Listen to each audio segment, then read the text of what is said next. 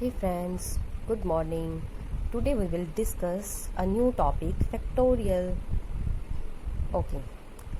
Once a teacher asked from children if there is a 6 student in a class, then how many total combination will be made?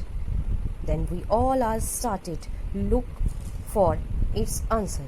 Some students do its practical. But we were surprised when the next day teacher told us an easy way to find out its answer. Then, first time we learned the concept of the factorial and its power. It's make the calculation so easy. And today we will discuss about it.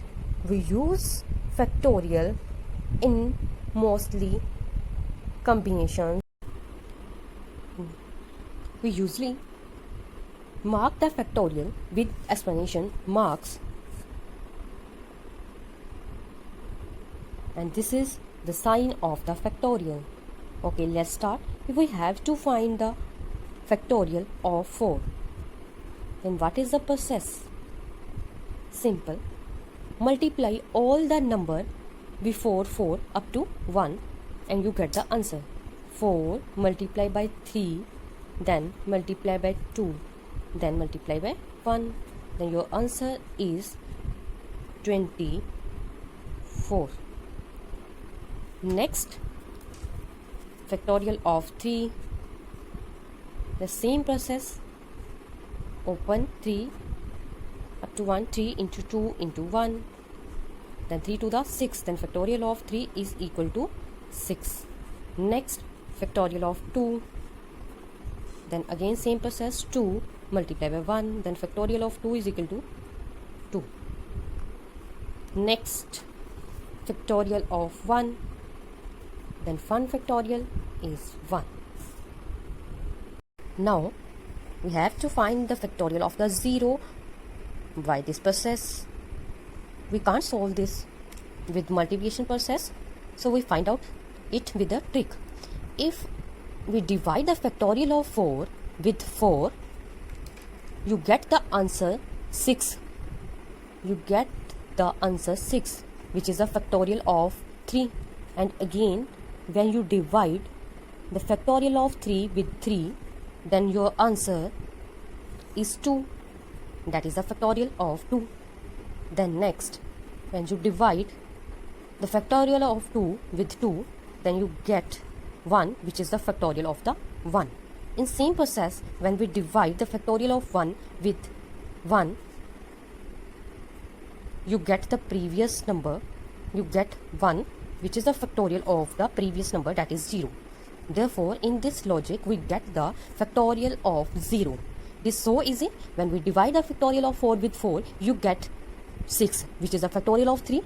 Then again, when you divide the factorial of 3 with 3, you get the 2, which is the factorial of the 2. Then again divide the factorial of 2 with 2, you get the 1.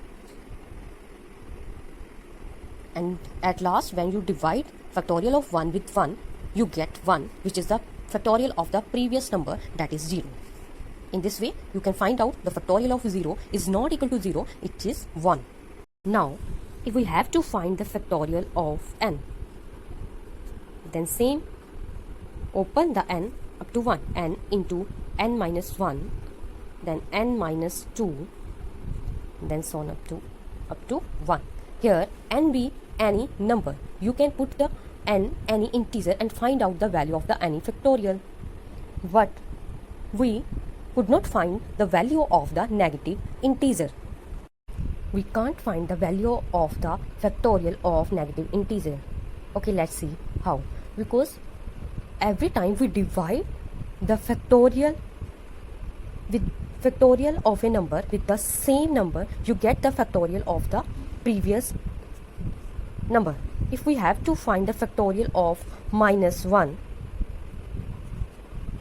then what is the process? According to this, you have to divide factorial of 0, that is a 1, with same number, that is a 0. 1 upon 0 is equal to not defined. Therefore, factorial of any negative integer is not defined. We find the factorial of negative decimal with the help of the gamma function, which is not in our class. We will discuss it later. Thank you. If you like my video, then share and subscribe it.